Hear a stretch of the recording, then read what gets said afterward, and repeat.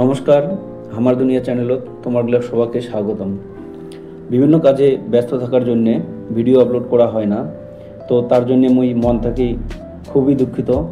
তো মোটামুটি একটা লম্বা সময় পরে আজ আর এখন ভিডিও নিয়ে তোমারগুলোর সামনে মুই হাজির।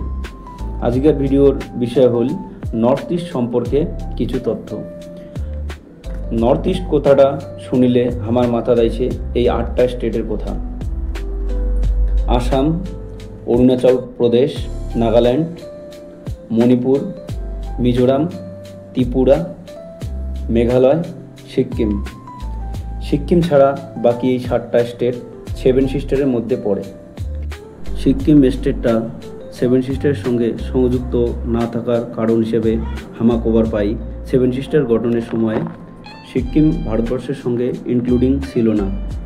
নর্থ ইস্টের এই 8টা স্টেটের যদি আমার ক্যাপিটাল বা রাজধানী দেখি, সিকিমের রাজধানী গ্যাংটক, আসাম দিসপুর, অরুণাচল প্রদেশের রাজধানী ইটানগর, নাগাল্যান্ড কোহিমা, মণিপুরের রাজধানী ইম্ফল, মিজোরাম আইজওয়াল, ত্রিপুরা আগরতলা, মেঘালয় শিলং। হামা যদি দেখি পুরা ভারতবর্ষের 50% বাস নর্থ ইস্টের এই অরুণাচল প্রদেশ ও মিজোরাম পুরা ভারতবর্ষে সাপ্লাই করে।